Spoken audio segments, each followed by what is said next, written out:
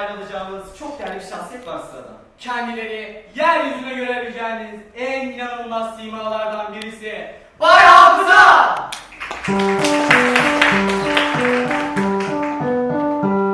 İşte burada, işte burada, geliyor Bay Hafıza. İşte burada, işte burada, tüm cevaplar aklında. Her gün yeni bilgiler, öğrenip kaybeder. Cevap verir anında, işte Leyla karşınızda. Bay Hafıza, Bay Hafıza. Dırırıt dırırıt dırırıt. Doğru mu efendim? Bay Hafıza! Evet sevgili seyircimiz. Bay Hafıza, zihnine günde yeni 50 dakikayla avını tekrardan hatırlar. Tarihsel bilgiler, Coğrafi bilgiler, bilimsel makaleler, inanılmaz bilimsel bilgiler. beyninde insan aklının alamayacağı kadar bilgi yüklüdür. Ayrıca şunu söylemeden geçmek istemiyorum. Kendisi emekli olduktan sonra British Museum olan beynini alacak. Kendisi British Museum'a beynini verecek. Hazır mısınız Bay Aslan? Oldukça. Teşekkürler. Birazdan kendimi bu geceki gösteri için zihinsel olarak hazır duruma getireceğim ve iç dünyamı dışarıdan gelebilecek her türlü lüzumsuz malzemeye karşı arındıracağım. Gösteriyi beğeniyor musun? Efendim? Gösteri eğlenceli değil mi? Magnifique. İlk soruyla başlayalım. Buyurun. 1926'da lig şampiyonu hangi takım oldu? Evet, doğru dediniz Bay Aslan. 1926'da lig şampiyonu hangi takım oldu? 1926'da lig şampiyonu hangi takım oldu?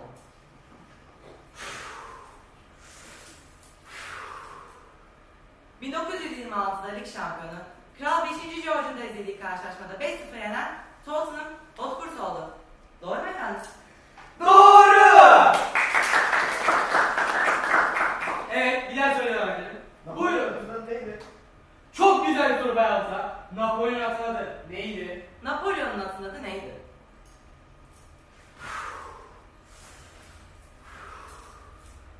Napolyon'un asıl adı Bellerophon'du. Ve en son 1815 yılındaki Waterloo Muharebesi sırasında bindi. Doğru mu efendim? Doğru! Bir diğer soruya devam edelim. Hocalarla bir görelim. Buyurun. Montreux ile Winnipeg arasına kadardır. Güzel bir soru Bay Aslan. Montreal ile Winnipeg arası ne kadardır? Beyefendi Kanadalı, hoş geldiniz. Teşekkürler. Winnipeg, Kanada'nın 3. büyük şehri. Manitoba bölgesinin başkenti. Montreal arasındaki uzaklık 1450 mil. Doğru mu efendim? Doğru mu? Doğru efendim. Doğru! Kısa bir ara. Lütfen. İyi misiniz? Evet evet. Mersi. Evet, bir daha söyle devam edelim. Sakin ol! Sakin ol! Ben böyle sakin ol. Sakin ol. Dur lütfen sakin ol. Sen ne yapıyorsun? İyi misiniz? Evet de. İyi misiniz? Bu gece izin verebilir miyim? Yani çok isterdim ama Çok isterim. Lütfen. pekala. Çal şu adam çal!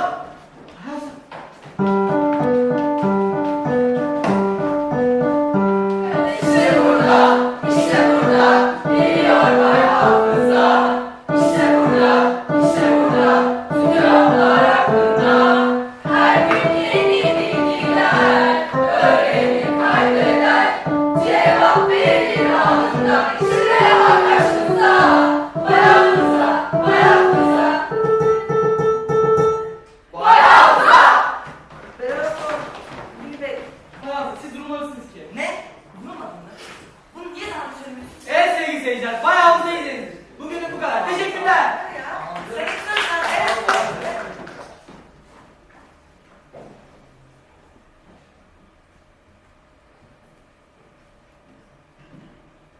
Evet lütfen sakin olun. Lütfen yerlerinizi terk etmeyelim. Bir silah patlamasının masum olduğu tek yerdesiniz. Tiyatrodasınız. Derin bir yol çekebilirsiniz. Hem boyu düşen ne silah patlaması ne de son.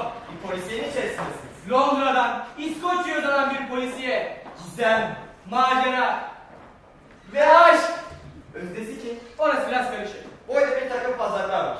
19 kişi kadar bir fazlalık Halbuki bu akşam biz ve 2 oyuncu, 2 kadın oyuncu oyun oynayabilirdik. neyse ki bizim böyle takıntılarımız yok. Hey evindeyiz.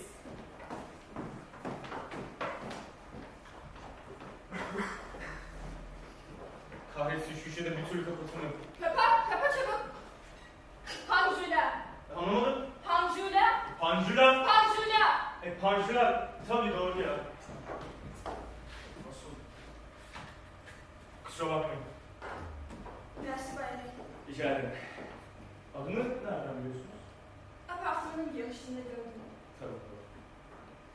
Aa, telefon. Lütfen cevap vermeyin. Neden? Sizi tanıyorum Bayram. Lütfen cevap vermeyin. Yalnız bana bakın. Bana ne? Evet. Sizden bir hani şey. Evet. Son derece münasebetsiz bir şekilde Tabii. yiyecek bir şeyler istesem. Hayır. Hayır. Siz oturun geçin ben ne var bakayım.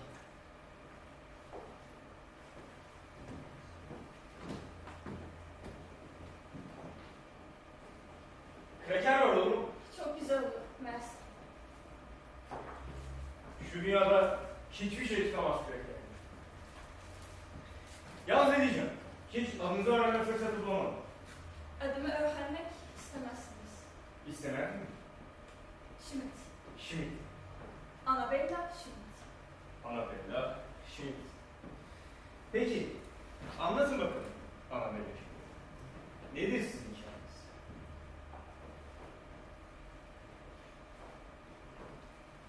Hikaye mi?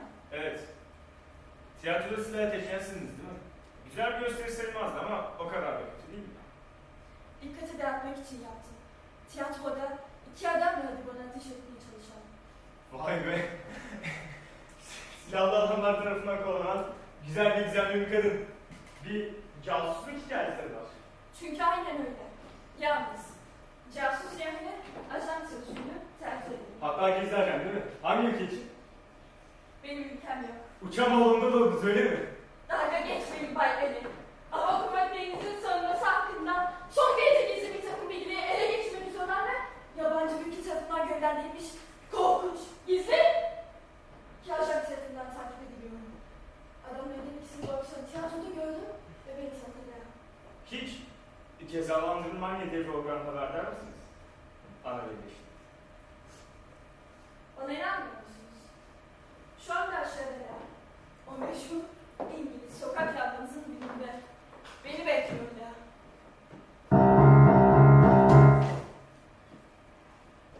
Şimdi bana inanıyor musunuz?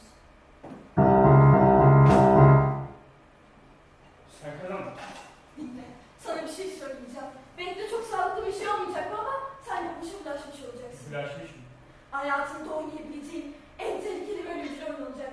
Ya yaşayacaksın ya öleceksin. Söyleyeyim bari. İstiyor musunuz ulaşmak? Peki madem söyleyeyim. Pekala. 39 basamak diye bir şey duydunuz mu hiç? Ne o bar filan mı? Lütfen dalga geçmeyin. Bu adamları hiçbir şey yıldayamaz. Duyuyor musunuz beni? Onlara engel olabilecek bir kişi var. O da benim. Eğer durdurulmazlarsa yalnızca birkaç gün içinde bizi bir yere geçirebilirler. Size söylüyorum Bay Enik. Bu adamları iyi tanıyorum. Tanır mısınız? Adı ne peki? Belki 10 tane adı var. 100 kişinin kılığına girebilir. Ama saklayamadığı bir şey var. Nedir o? Parmaklarından birinin şurası eksik. Eğer serçe parmağının burası olmayan bir rastlarsanız çok dikkatli olun. Pekala. Bay Enik, Richard. Richard, Evet. bu gece burada kalabilir miyim? Çok yorgunum. Tabii. Eğer istersen yatağıma geçebilirsin. Ben kanepedeyim. Mersi. Sizden isteyecektim. Evet. Eğer varsa Tabii. bir İskoçya haritası. İskoçya. Evet. Orada bir adam var. İskoçya'da. Bu işi çözebilmek için onu ziyaret etmem gerekiyor. Bir İngiliz. Büyük bir evde yaşıyor. Büyük ev. Evet. Neydi o onun adı? Altlaşela. Altına şeyler. Evet. Peki 39 basamak Odama alt. getirin. Ben. İyi geceler Richard. İyi geceler mi öyle?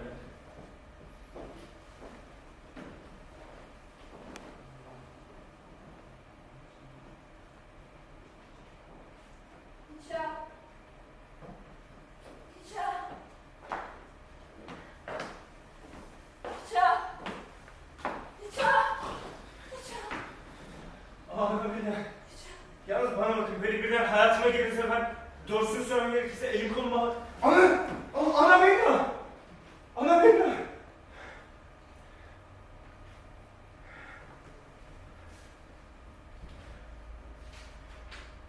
Allah şera.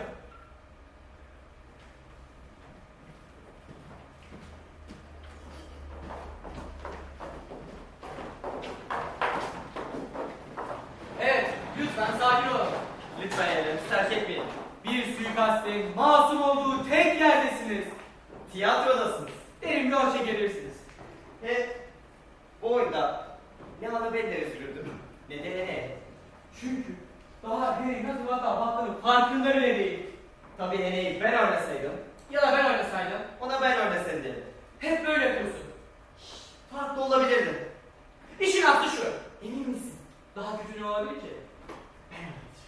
İşin aslı şu ki bu oyun 4 kişilik yazılmış. Ve şu arka taraflardan birisi çıktı demiş ki maceranın masum olduğu tek yerdesiniz. Tiyatrodasınız. Bu yüzden oyunu 23 kişi oynamaya karar vermiş. Böylece kimseye istediği rol gelmemiş. İşin aslı şu. İşin aslı şu ki sen karışma. Ene'yi ben oynamak isterdim. Ben de oynamak isterdim. Ben de. Hem ben Annabelle'yi öyle alay falan da almazdım. Hele o kadın var ya, ona asla güvenmezdim. O ikinci ben ne yaptı neyse. Peki Ene'ye ne yaptı? Ne yaptı biliyor musun? Bir sütçüden yardım istedi. Sütçüden yardım istemişler. Kolay gelsin.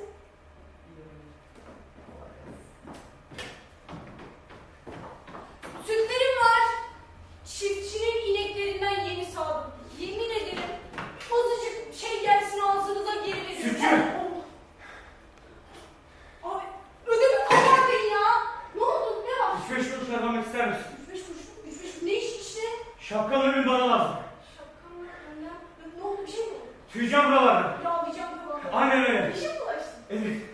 Bak, üst katta bir cinayet işlenmiş. Cinayet mi? Cinayet mi? Kim işledi? Sen mi işledin? Ben işlemedim. Bak şuradaki iki adam var ya, onlar işledi. Onlar da iki polis tersinde tutuklamak değil mi bekliyorlar? Aynen öyle bak. Onlar yabancı casuslar. Az önce apartmanda bir kadını öldürdüler. Şimdi benim çıkmamı bekliyorlar. Abi yine benim sabah beşine müşteriyi kaçırdım ya. 2 kuruş kazanacağım diye. Dur, tamam, tamam. Evli misin? Evet ama hatırlatmayaydın. Ben değilim. Çok şanslısın. Ama evli bir kadına takıyorum. Haysiyetsiz. O başlattı. Harbi mi? Ne oldu biliyor musun? Ne oldu? Tuzağa düşürdü. Yapma. Onlar kim biliyor musun? Kim oldu? Soldaki kocası, sağdaki de abisi. Abi senin Tabii istemedim. Eyvallah. anladım.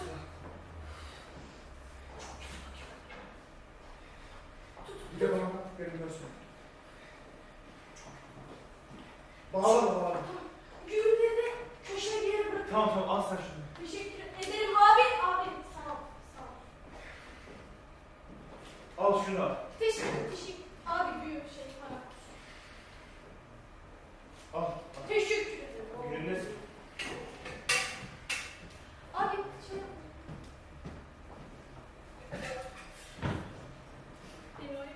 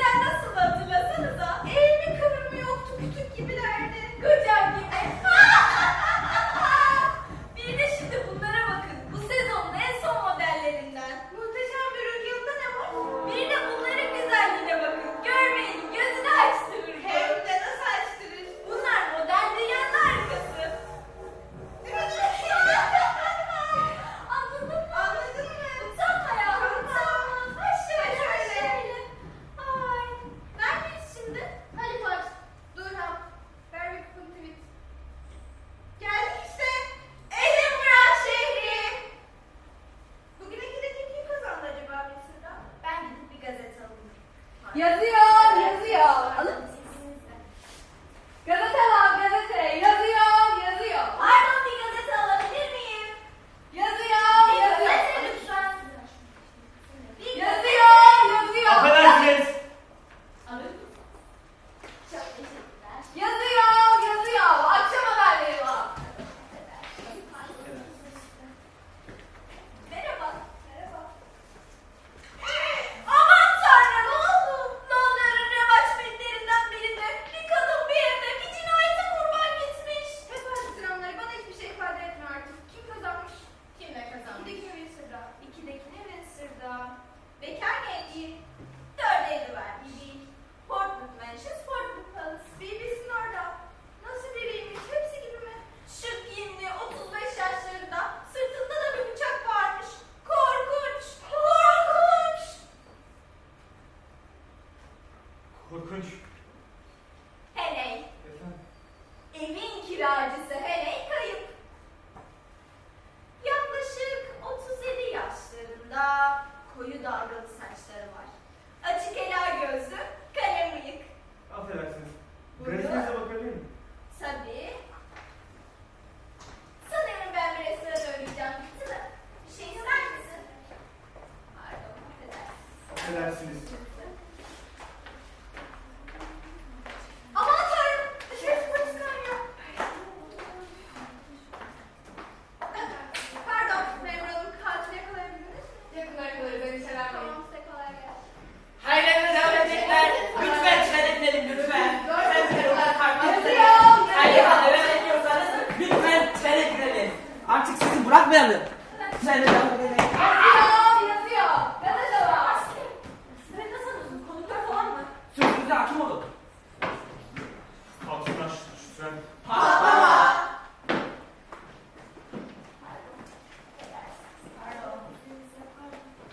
Ay nihayet restorandan çıkabildim. Bak ne diyeceğim tahmin et. Polisler treni arıyor. Bütün kompartımanları. Esas haber şu. 10 gardenilen genç bir beyefendi var. Affedersiniz, geçin. Biz biraz konuş izin verirseniz. Tabii buyurun. Biz kaçıyoruz da. Kocalarımızdan kaçıyoruz. Hiç eve gitmiyoruz. Hep trenlere binip kıyamet satıyoruz. Hatta sırf bunu yapıyoruz. Ah 10 garda binen beyefendiyi görmeliydiniz. Affedersiniz. Pardon. Acelesi var da biraz. Affedersiniz, o adamı gördünüz mü? Adı Richard Heney. Affedersiniz, o adamı gördünüz mü? Adı Richard Heney. Aa sevgilim. Seni görmek güzel. Sen bırak. Ne yapıyorsun be? Çok üzgünüm. Adım Reçete çaresizim. Polisler tarafından kovalanıyorum. Ve masumum. Birkaç gün serbest kalmam gerekiyor. Bunun ülkemizde sağlığı için bugün... Affedersiniz, rahatsız etmiş de özür dilerim ancak bu adamı gördünüz mü? Aradığınız adam müfettiş kapıdan zorla girip üzerime çuvalladı. Adının da Richard Heney olduğunu söylüyor. Adınız Richard Heney mi? Hayır. Ama bu hanımefendi Silahını atladı. Takip edin. Aman tanrım, aman tanrım, hanımefendi yakalayın şu adamı. Bir şey verebilir miyim? Şimdi değil hanımefendi. Çok teşekkür ederim. Çok teşekkür hanımefendi. Lütfen ama beni dinlemeni şimdi değil hanımefendi. Meşgulüz. Hayır, Arkadaşım be. Hayır, hanımefendi, bulamayız. Fort Köprüsü'ndeyiz abi. Fort Köprüsü'ndeyiz hanımefendi.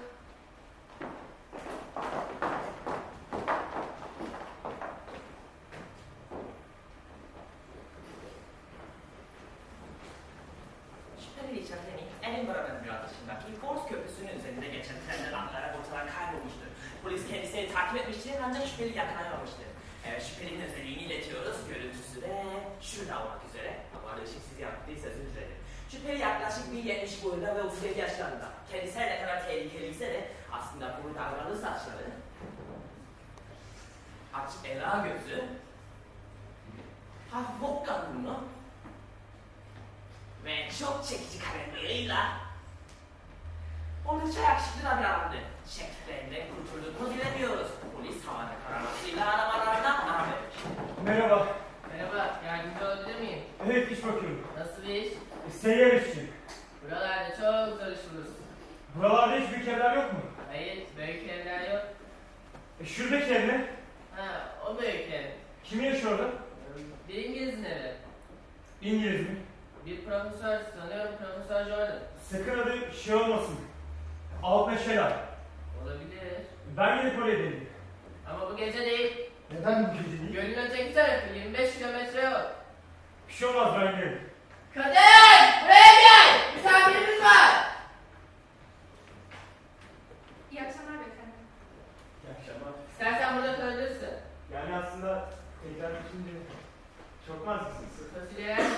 Yarım kiloyu tek oturtabilirim. Tek kişilik kalyolu yer mi? Denerim. 500. Ama şık. Beyefendiye yardımcı ol, elinde çabuk tut. Tamam.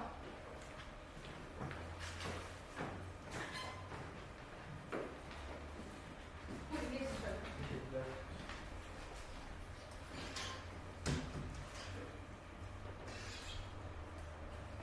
Kızınız mı? Karım! Bravo. Hadi ama hadi artık git tabakları hazırla. Ben gidip direklere bağırayım. Anlamadım. Gidip direklere bağırayım. Tamam.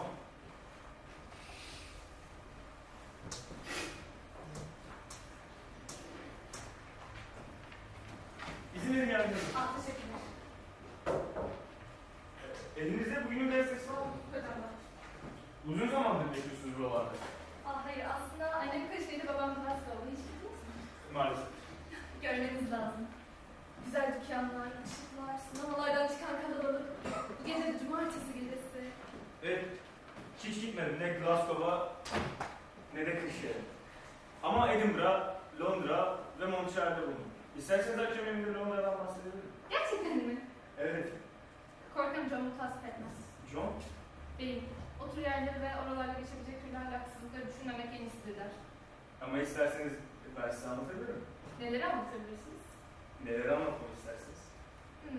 Mesela hanımların ayak tırnaklarını boyadıkları doğru mu? Doğru, bazıları böyle. Üzerine de aldıklar güzel mi sürüyorlar? Evet. Londra'da hanımlar çok mu güzeller? Yani aslında sizler yanlarında dursanız o kadar güzel kalmazlar. Öyle şeyler söylememelisiniz. Nasıl şeyler söylemeliyim? Ben yalnızca karınıza şehirde şöyle kırsal yerde yaşamayı tercih edeceğimden bahsediyorum. Yemek hazır mı karım? Evet. O zaman elini çabuk tut. Otur.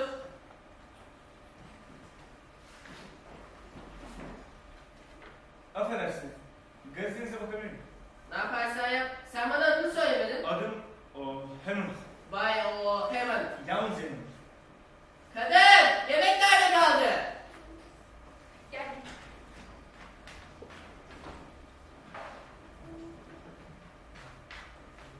Duayı ben okuyayım. İyi olur. Peki anne. Ulu Tanrım, bize sunduğun bollukları ve nimetleri bağışla ve biz sefil kulların türlü günahlarından arındır.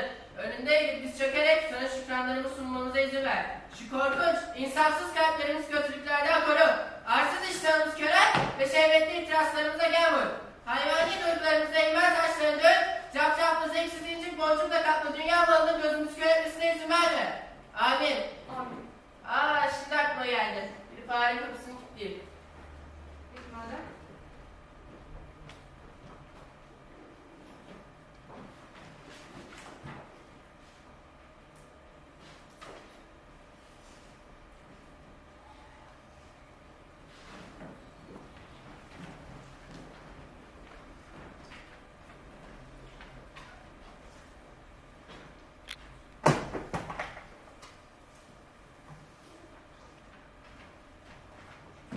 Uyanın Bay Hamilton uyanın çabuk.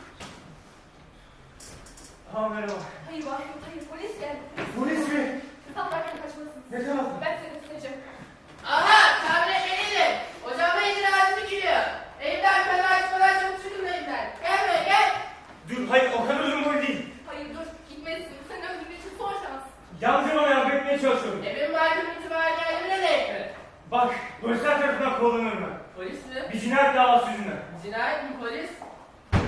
Açın kapıyı. Kapının oraya. Lütfen bakmayın burada olmadığını söyleyin. Bunu karşılıksız bırakmam. Ne kadar? 500. Nakit mi? Çek alır mısın? Benden dalga geçme.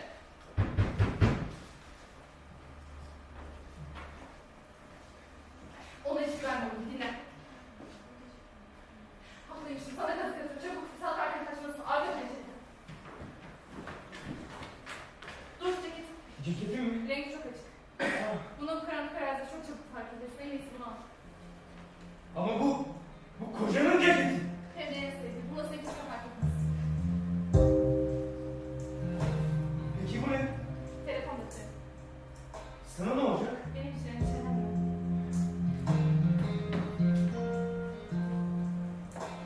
Keşke seni de alıp götürürsem daha. Hayır burası benim yuvam. Maalesef. Hoşça kal Margaret. Bu iyiliğini asla. Git artık.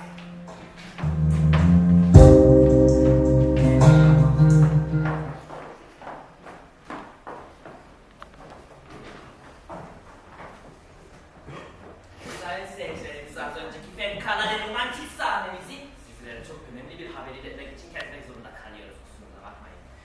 Evet, şüpheli Richard Henney, Cremont Gölü civarındaki fundaklarda görülmüştür. Az önce bahsettiğim şüpheli Richard Henney ise az önce bu günlerde meşhur bir olay olduğu Portland Mansion cinayetiyle bağlantısı olduğu düşünülen bir şüphelidir. Evet, o şüphelinin özelliğini tekrardan iletiyoruz. Görüntüsü de şurada olmak üzere.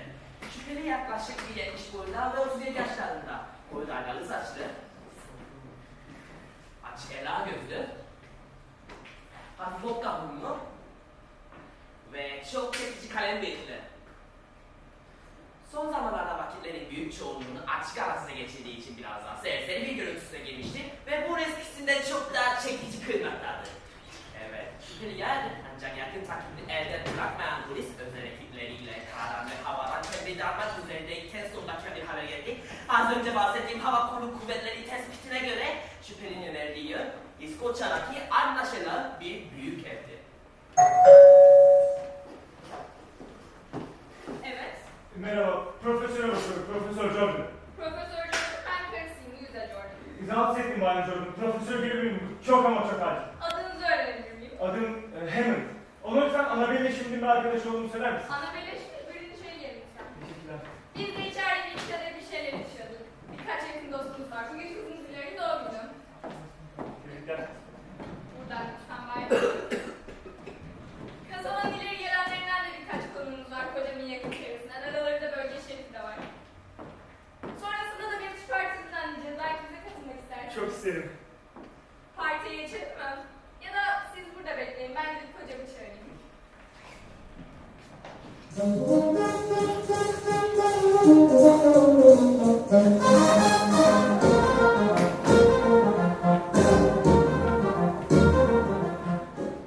Beklediğim için özür dilerim başkanım. Hiç sorun değil Profesör. Demek siz Annabelle Schmidt gönderdin. Evet. Bana verecek haberiniz var mı? Annabelle Schmidt öldürüldü. Öldürüldü mü? Portland Mansion olayım. Polisi dert etme. Onlardan kurtuldum. Şu an çok uzaktalar. Ben öldürmedim ama. Tabii ki siz öldürmediniz Bay Henney. Umarım size gerçek isminizi hitap etmemin bir sakıncası yoktur. Kesinlikle. Peki bana söyler misiniz? Neden bu yolu teperek ta İskoçya'ya kadar geldiniz? Çünkü ölmeden önce benden size çok gizli, hava kuvvetleri ilgili, çok ama çok gizli ve sonra yurt dışındansam ve bu işle ilgisi olan gizli ajanlar tarafından öldürüldü. Öyle mi? Bunu söylemenizi sevindim. En azından bunu yapmalıyım diye düşündüm. Evet. 39 basamak demiş. Anlamaya çalışıyorum. Lütfen oturun Bay Henney. Teşekkürler. Peki size bu ajanın nasıl biri olduğundan bahsetti mi? Görünüşü filan. Hiç fırsat olmadı ama bir şeyden bahsetti. Bir elinin serçe parmağının bir kısmının eksik. Hangi evi? Sanıyorum bu. Öbürü olmadığına emin misiniz? Emin değilim sanıyorum. Bay Henney, sizi boş yere oyalamakla suçluyum. Ya da boşuna oyalamak da denebilir. Ne yazık ki hatırlayamadım beğenmekten. Boş boşuna oynamak ne deniyor? Evet, ne yazık ki. Bay Henney, ben burada saygıdeğer bir vatandaş olarak hayatımı sürdürmekteydim. En yakın arkadaşım bölge şerifi. Eğer kimliğim ortaya çıkarsa varlığım tehlikeye girebilir. Ancak bundan daha da önemlisi dışarıya bilgi sızdırmakta olduğum bugünlerde sizin buradan sarsılmanıza izin veremem. Evet, bilgiler bende. Eğer zavallı Annabelle yaşıyor olsaydı bile çok geç kalmış olurdu. Ne yazık ki tek bir seçeneğim kaldı. Hayatım. Birazdan öğlene sofraya gelecek. Bölge şefinin müşterilmesi gerekiyormuş. Belki bize katılacak. Sanmıyorum efendim. Ama tabii eğer bize katılmak isterseniz. Öyle miydi? Çok iyi Bay Henney. Bize tam sizin gibi bir adam lazım. Keskin zekalı, akıllı ve acımasız. Savaş çıktığında aranan özellikler bunlar olacak. Ben bu özelliklere inanmıyorsam. Başka ne özellikler var ki? Bağlılık, fedakarlık, sadakat, aşk. Bay Henney lütfen. Aşk. Siz ne zaman birisini sevdiniz ki? Sizin doğumuzda yok böyle bir şey. Hiçbir zaman da olmadı. Üzücü değil mi? İlgilenecek birinin, sevecek birinin, gidecek birinin. Bakın burası önemli. Yuvanız. Gerçekten ait olduğunuz tek yer orası. Gerçek aşk bulabileceğiniz tek yer. Henney, biz sana aşkı ve sevgiyi vereceğiz. Sen de bizi seveceksin. Analı, biraderin bizzat sosyal hükmettiği o durduru olmaz yürüyüş. Ne diyorsun dostum? Var mısın bizimle bu yolda yürümeye? Peki madem uygun adam olduğunu düşünüyorsunuz. Öyle mi? Çok iyi bir haber bu. Hemen gidip Mr. John'la söylemeliyim. Ama bir şey var.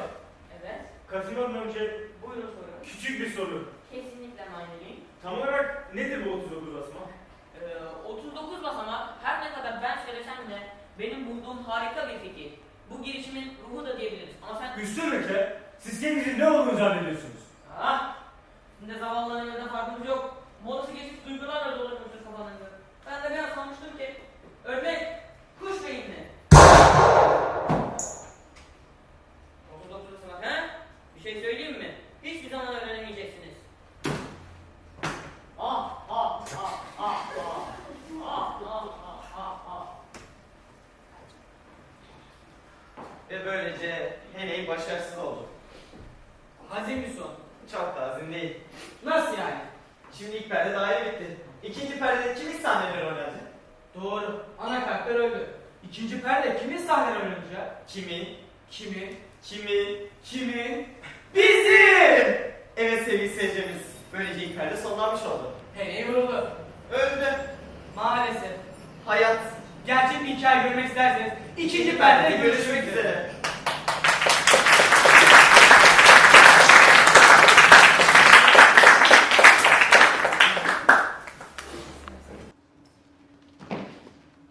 Tekrardan merhaba sevgili seyirciler. Umarız aranız çok iyi geçmiştir. Siz yokken kaydedilen bir takım değişiklikler var. Hazırsanız başlayalım.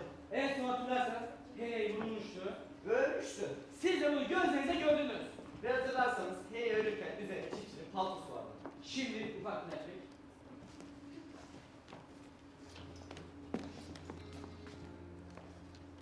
Palto! Buralarda çok çabuk fark ediliriz. Çabuk bunu giyin. Bu kocanın paltosu. Hem de en sevdiğim.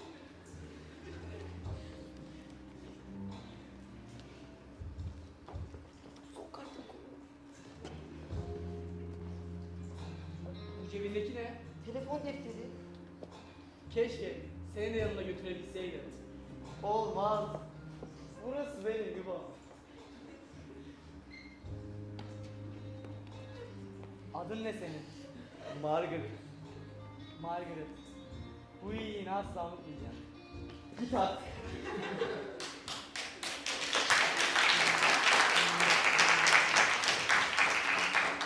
Yani Heney ölmemiş. kurşun deftere isabet etmiş. Bu yüzden kendisi ikinci perdede bizimle. Ancak siz sormadan biz söyleyelim. Kendisi son yaşananlardan sonra birazcık korkmuş. Yani bir değişmiş. Biz gözlerimize inanamadık. Siz de çok üstüne gitmeyin. İyi seyirler. Çok iyi bayani. Kim inanırdı ve telefon defterinin kurşuna isabet edeceğini? Evet. Çay? Almayayım, teşekkürler. Bir de başında kendisine profesör dedirtiyordu değil mi? Evet, aslında bir gizli ajanmış. Gizli hocan ha. Burada hepimizin çıkarması gereken bir ders var. Bravo size. Şerif, Bisküvi? almayayım, teşekkürler.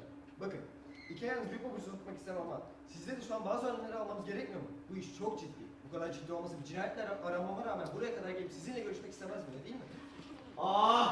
Hey! Cinayet lütfen bu kadar abartma. Az sonra zaten burada bir arkadaş sana yardımcı olacaktır. Kısa bir ifade yazmanı isteyeceğiz. Zaten beni kolaylıkla inandırdın. Scotland Yardım'da kolaylıkla inandırırsın. Ama bilgiler ona eğer hemen bir şeyler yapmazsak... Benim istemiştin Şerif. Tabii ki de seni istedim. Hoşuma mı gidiyor sanıyorsun burada bir katille vakit geçmeyin ha? Ne? Katil mi? Katil! Richard Henry, şu anda itibaren tutuklusun. Suçun salı gecesi Portwood Mansion'da bir kadın canına kasten kıymak. Hapse götür şunu. Ama hikayemi duydun. Hepsi doğru. Kelimesi kelimesine. Dinle. Bak, siz Londra'dan biz İskoçyaları aptal falan sanıyorsunuz ama her şey bizim kafamız içerisinde dönüyor. Profesör buradaki en yakın arkadaşım. Anlattığım uydurmalara falan da inanmıyorum zaten. Hapse götürün şu adamı. Ama hikayem doğru. Ben hiçbir şey yapmadım. Götürün dedim. Ben bir profesör ararım. Alo, Profesör Jordan. Evet efendim, rahatsız etmek istememişim, kusura bakmayın.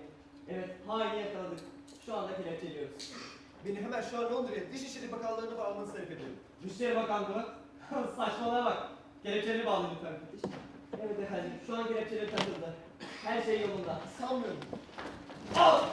Pencereden kaçırıyorum, kaçıyor! Kaçıyor, yakalayın! Pencereden attı, nerede bu adam?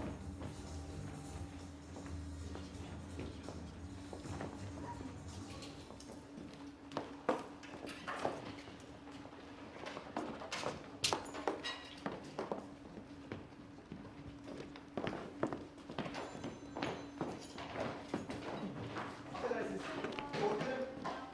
Pardon. Reşit Hanım. Merhaba. Affedersiniz. Buyurun, buyurun. Merhaba. Yalnız benim acil bir şekilde... Buyurun. Buyurun, buyurun. Ya affedersiniz, bu önemli. Buyurun, buyurun. Aa, merhabalar, merhabalar. Merhaba. Binbaşı. Binbaşı. Hoş geldiniz, hoş geldiniz. Efendim? Ne iyi ettiniz gelmekle. Biz de sizi bekliyorduk. Hepimiz buradayız, hepimiz burada. Bakın, Bayan Becky. Becky, geldi. Gelmiş nihayet. Şükürler olsun. Şükürler olsun. Bayanlar baylar, şimdi huzurlarınıza hepimizin çok sevdiği başkanımız Bayan Becker'i ilan etmek istiyorum. O da bizlere bu gece son derece bir sürprizle bizi şereflendiren özel konuğu sunacaktır. İzninizle Bayan Becker'i. Teşekkürler, teşekkürler. Bu gece burada bizimle yer alan çok özel misafirimizle ilgili ne söylesem bekliyorum. Zira sizler de onu yakinen tanıyorsunuz. Tanıyorsunuz, bravo! O hem asker, hem önder, hem devlet adamı, hem de şair olarak bildiğimiz meziyetlerini anlatmama bile gerek yok. Siyasi ve diplomatik alanlarda Londra'da alınan en çok söz ettiren simalardan biri olmanın ötesinde, bu yerel seçimler döneminde bizimle omuz omuza yer aldığını göstermek üzere buralara kadar gelmesi de ayrıca takdire şayan. Ben lafı daha fazla uzatmadan, ünlü konuşmacımız, misafirimiz, Yarbay Rock'un bir kez Türk ülkeye davet ediyorum.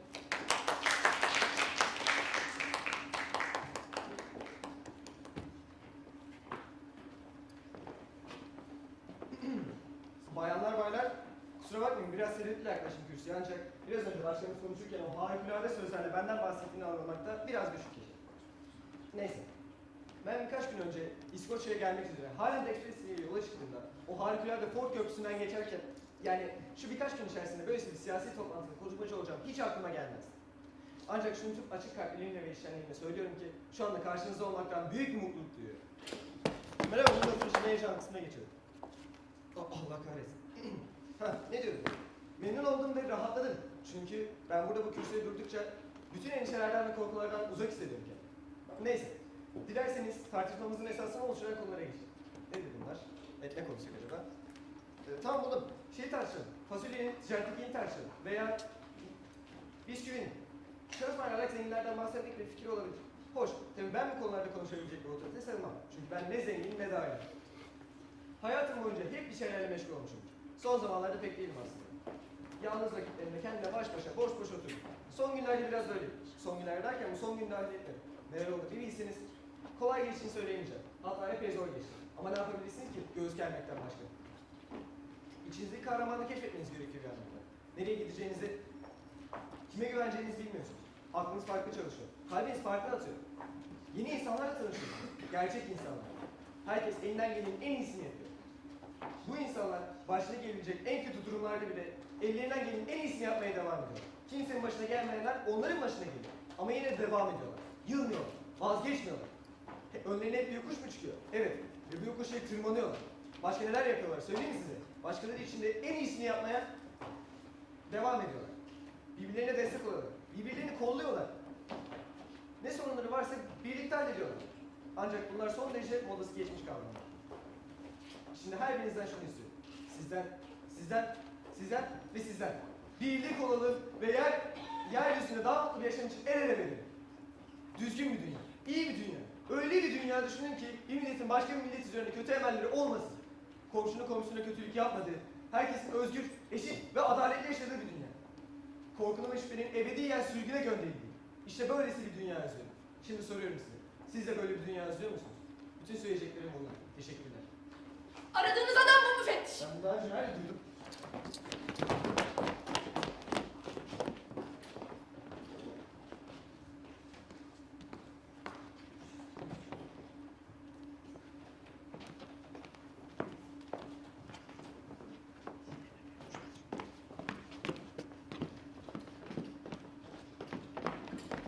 Herhalde siz çok akıllı bir iş yaptığını sanıyorsunuz. Memur hanım, tutukluya lütfen bana hakaret etmemesi gerektiğini söyler misiniz? Bizimle geliyorsunuz lütfen. O senin vagonunda sana anlattıklarım gerçekti. Elveda. Yalnız bir dakika. Korkunç önemli devlet sırrı Yeter artık. ülke dışına kaçırılmak üzere. Hem de son derece şeytani bir gizli ajan tarafından. Geri zekalı bir dedektif... Size elveda dedim.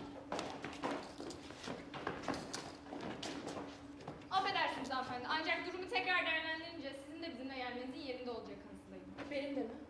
Ama demin dediniz ki Şüpheliyi belirleyebilmeniz için ifadenize ihtiyacımız var. size kim olduğunu çoktan söyledim. Yalnızca karakola kadar. Peki madem çok uzak değilse. Rica edeceğiz. Nerede bu arada? İnveröre. İnverin mi? Ama orası neredeyse 40 mil. 40 mil mi? Sen karışma. Bölge hakim tarafından bizzat sorgulanması gerekiyor. Bölge hakimi mi? Halkın güvenliği için bu şart. Halkın güvenliği mi? Aynen öyle. Peki madem şart. Teşekkürler bayan. Şimdi lütfen arabaya geçebilir misiniz? Neye?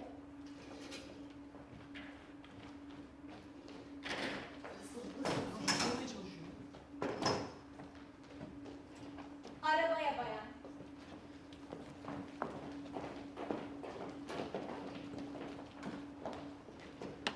Merhaba. Durun bir dakika. Yanlış yoldayız. Bu yol nereye gidiyor? İnverin kuzeyli değil mi? O yolun üzerine köprü çökmüş bayan. Etrafından dolaşacağız. Memnun Hanım yolu gidiyor. Affedersiniz müfettiş. Ne var? Tutuklama izninizi görebilir miyim? Uf sus artık. Bir bahse girelim mi sizinle? Peki Sherlock senle gidelim. Biri yüz bahse edelim ki senin şu bölge hakiminin serçe parmağının üst kısmı eksik. O. Neden durduk? Yol koyun dolu. Ne yapacağız şimdi? Çekilin yoldan uyuz hayvanlar. Biz yapacağız belki. Dışarı gel. Bunlara ne olacak?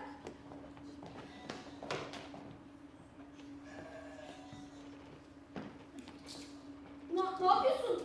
Ne yapıyorsun? Çıkar şu kelepçeyi. İşte şimdi oldu. Sen de görevlisin artık. Sen burada otursan o da oturuyor. Hadi. Dağılın dağılın. Ben gidersem sen de gidersin. Bana bak şunu hissediyor musun? Ne yapıyorsun? İşin yeri sermemi ister misin? Özellikle istediğim bir şey değil. O zaman yürü.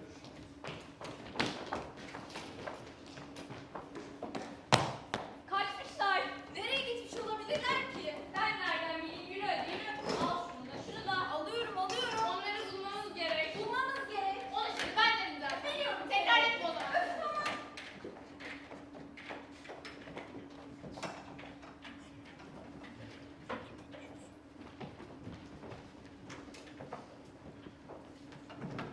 Hadi.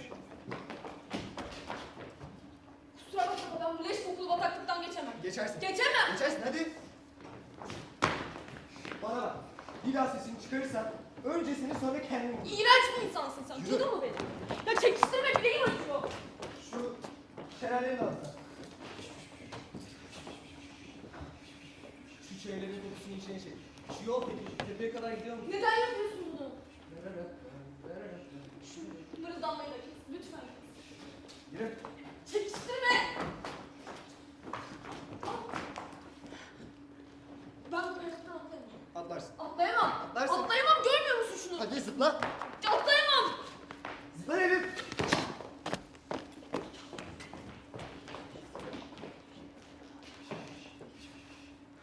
Buna hiç geçmeyi düşünmüyorum. Düşünüyorum. Düşünmüyorum. Düşünüyorum.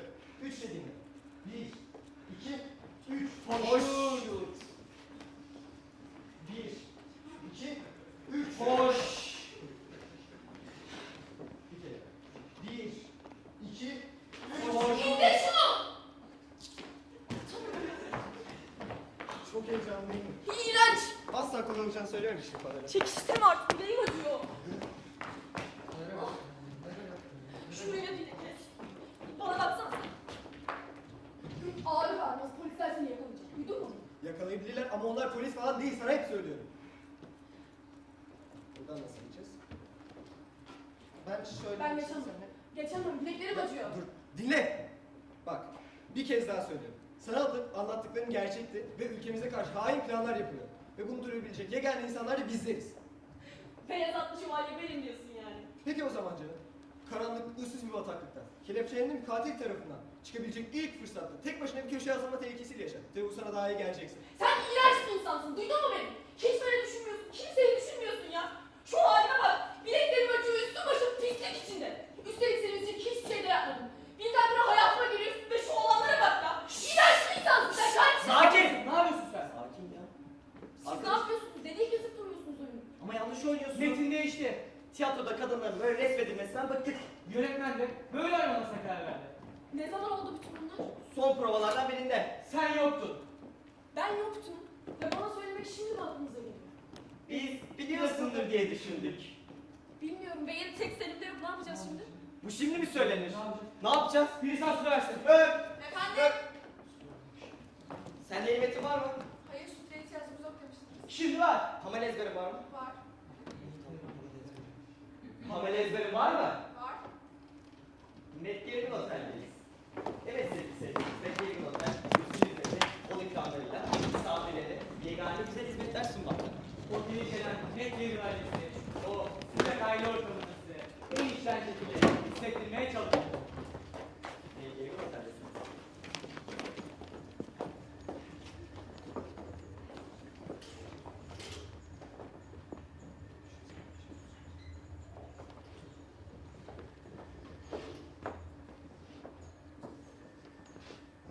Korkunç bir gece değil mi Veli? Ya. Böyle bir havada dışarıda olmak istemezsin. Merhaba! Duydun mu? Duydun? Merhaba! Bak yine aynı ses. Aa canlarım benim. Baksana şunları bir genç bir çift. Buyurun buyurun içeri gelin. Oh şu genç hanımın haline bak nasıl da ıslanmış. Zavallı şeyler. Çok teşekkürler. Arabamız birkaç metrede kaza yaptı da. Bavullarınızı mı? Arabada. Tabii ki arabada. Her neyse. Mekkeli Otel'e hoş geldiniz. Mekkeligül, Mekkeligül. Evet. Ben Bayan Mekkeligül, bırakacağım Bay Mekkeligül. Merhaba. Bilin.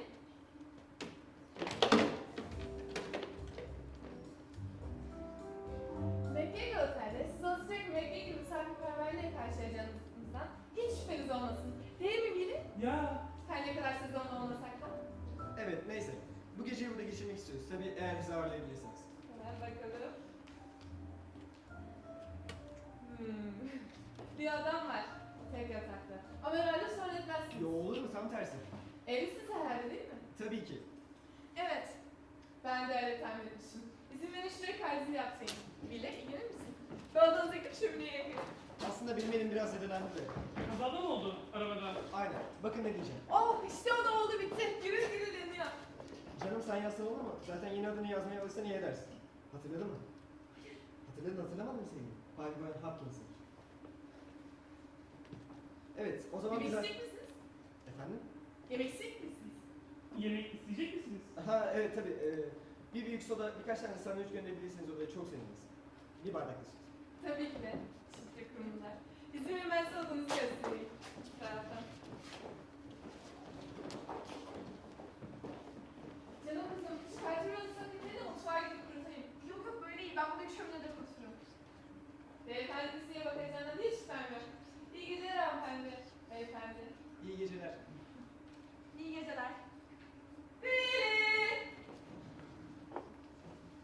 İyi geceler.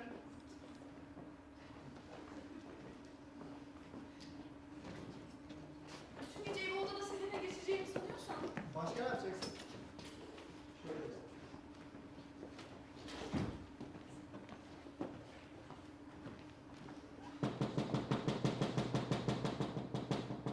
Buyurun.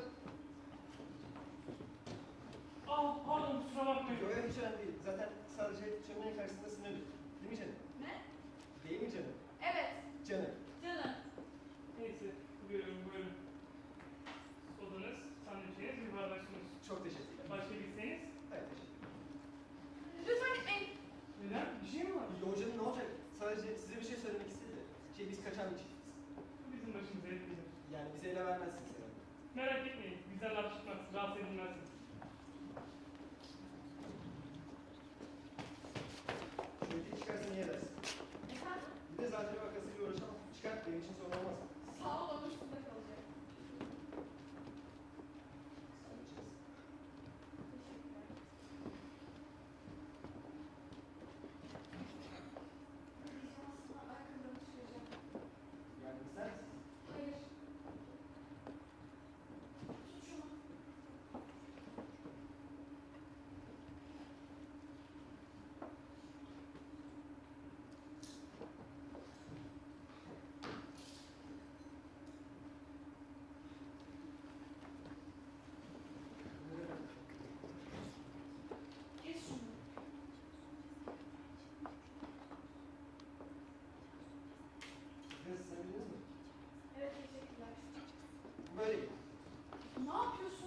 Yatağa gidiyorum. Ya saçmalama, ben kesinlikle yapmam bu yatakta. Başka seçeneğin var mı sence?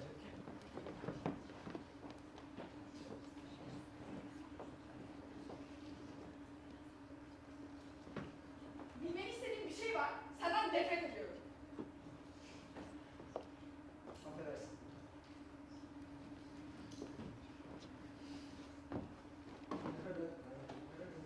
Yeter artık. Bak yine aklıma takıldı şu lanetleri. Nerede gördüysem artık. En son ne zaman bir yatakta yatmışım biliyor musun? Cumartesi gecesi. O da ne zamansa. Zaten bir iki saatten fazla bir şey değil. Niye? Rüyanda kendini mi gördün? Öyle bir şey olsaydı asla uyanmak istemezdim. Öyle mi? Öyle.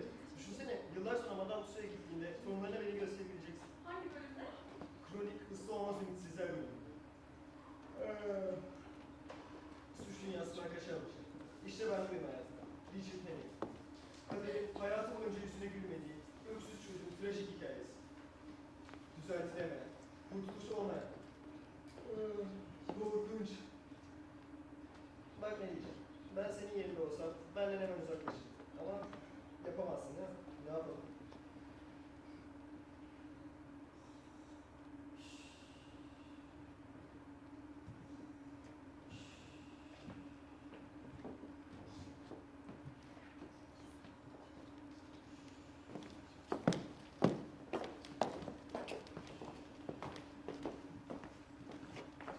Alo? Evet hanımefendi. Evet, o kız teslim etti bize kendisini. Evet, bizi hala dedektif zannediyorlar. Evet, onu da yanımıza almak zorunda kaldık. Ne yazık ki ikisini de kaybettik. Ama ne yapabiliriz? Tabii farkındayım. Kesinlikle hanımefendi. En ufak şüpheniz olmasın. En kısa zamanda bulur bulmaz ikisini de işlerini bitireceğiz hanımefendi. En ufak şüpheniz olmasın. Hoşçakalın.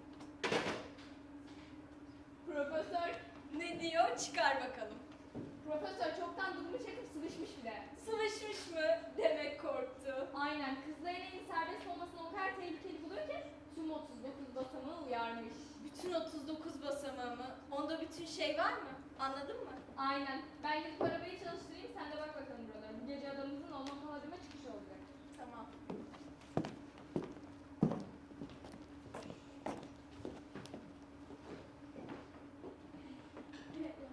Ya, bak affedersin, sana inanmadığım için o kadar aptal hissediyorum ki az önce iki Önemli tane değil. neler söyleyeceğim. Gitmemiz gerek.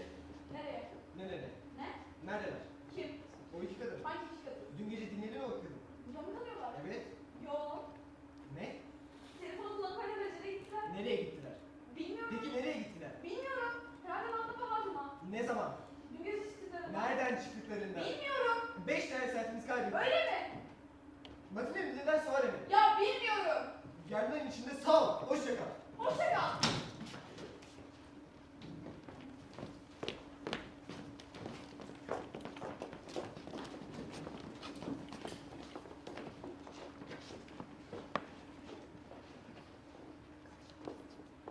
Alo. Sonuç ihtiyacı mı? Evet doğru. Beşiktaş'a yakında arıyorum. Evet. Cinayet için aranan adam. Benim başka bir kişiyle görüşmem gerekiyor. Alo. Alo. Babamca sen misin? Evet doğru doğru. Biraz önce Londra Tanrı'ma doğru yola çıktı.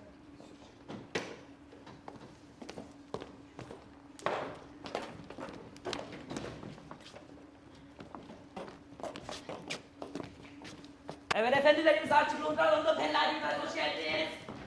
Program var, dondurma var. Dondurma var, program var. Oyunumuz başlamak üzere. Ne istersiniz? Çikolata var, dondurma var. Oyun var, program. Dondurma var, program. Her şey var efendim. Siz ne istersiniz? Her şey. Aa, Sinan Karama özledim. O da şuralarda bir yerde oturuyor. Kendisi bizi var. Senelerle uğraştırsın. Program var, dondurma var. Dondurma var, program var. Program Programımız başlamak üzere. Lütfen yerlerine geçelim.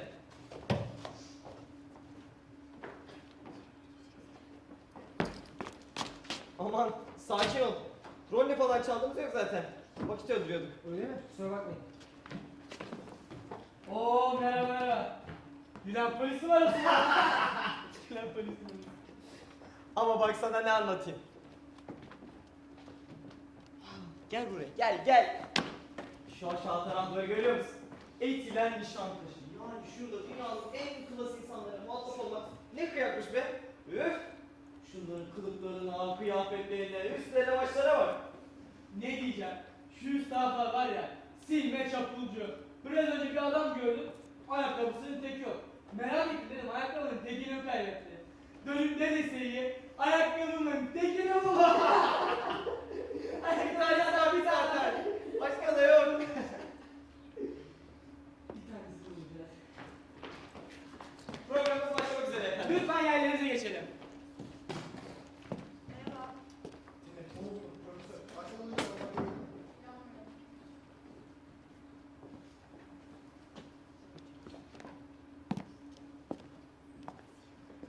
Bayanlar baylar.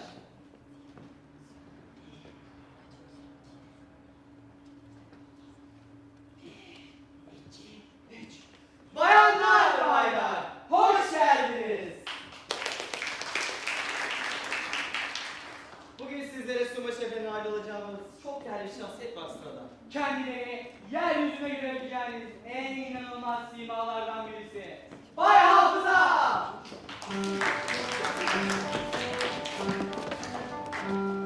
İşte burada, işte burada, geliyor Bay Hafıza.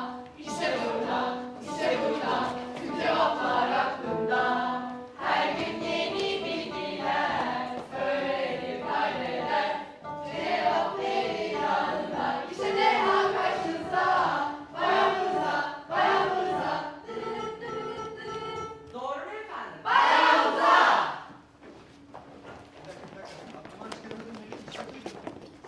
Hazır mısın Bay Hafıza? Oldukça. Birazdan kendimi bu geceki gösteri için zihinsel olarak hazır duruma getireceğim ve iç dünyanın dışarıdan gelecek her türlü lüzumsuz manzaraya karşı öldüreceğim. Anladım anladım. Tabii ki hiçbir şey çalınmamış. Sizin gerekli bütün size bayağı fazla kafasına. Çok güzel bir gece burada. Bayağı fazla yurt dışında yaşayacak. İlk soruya başlayalım. Buyurun. Evet doğru Dudaz'da. Sen Paul Katedrali'nin yüksekliği ne kadardır? St. Paul Katedrali'nin yüksekliği ne kadardır?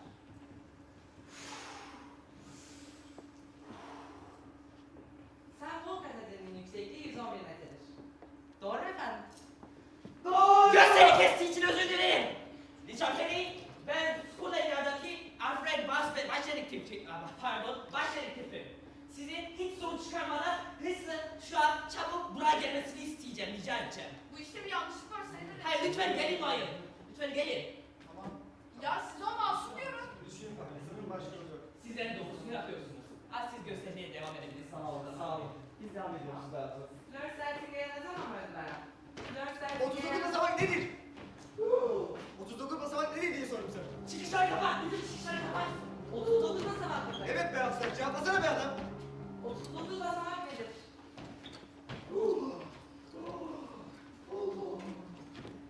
39 basamak lider ajanların oluşturduğu bir organizasyondur. Bunlar milli... Aradığınız adam orada dedektif. Hiç sanmıyorum bayım. Bu sizin oyununuz değil. Bu benim oyunum. Onun için de nasıl gideceğine ben karar veririm. Beni mahvedemeyeceksiniz. Hayır. Kız da sana kalmayacak.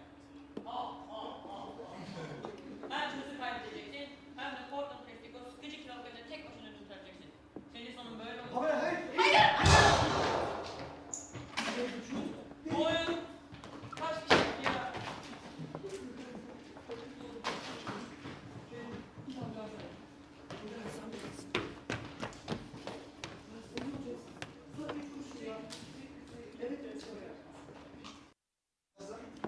Evet efendim. Ülke dışına kaçırmayı planladığınız formül neydi? Size söylememiş Şerif bir nerede? olur efendim. Olmaz be Hafsa. Ee, bu çok büyük bir işti. Şu ana kadar ezberlediğim en büyük iş. Bu yüzden boşa gitmesi istemiyorum efendim. Tabii ki boşa gitmeyecek be Hafsa. Bu yeni motorun ilk göze çarpan özelliği artırılmış basınç gücünün gamma gücüne göre oranı R-1 üstüne olması ve bu şekilde motoru 3 adet bandayla birlikte mükemmel bir statistikte hareket ediyor. Öyle. Doğru mu Yeniden efendim? doğdu. Çok doğru be Hafsa. Yeniden öldü. Çalsın adam, çal!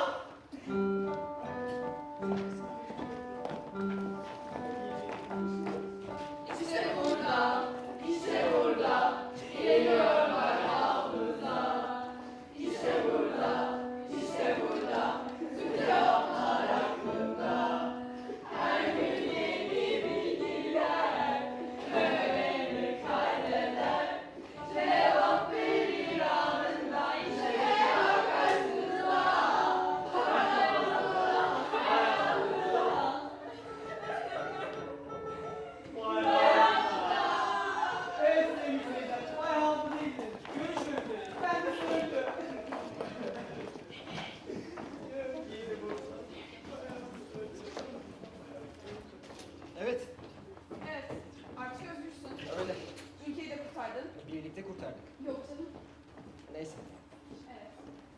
ben artık Evet. gideyim.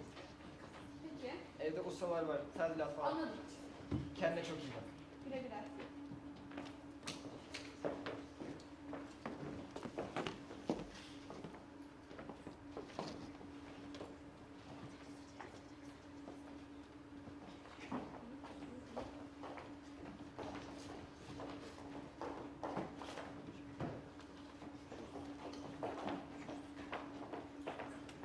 İşte böyle. Bu da benim hikayem. Richard Henry.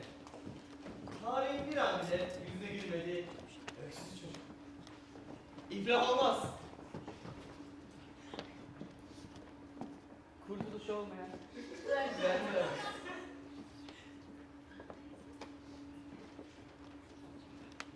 Kaderin bir an bile yüzüne gülmedi. Öksüz çocuk. Mutlu Noeller hayatım. Mutlu Noeller hayatım.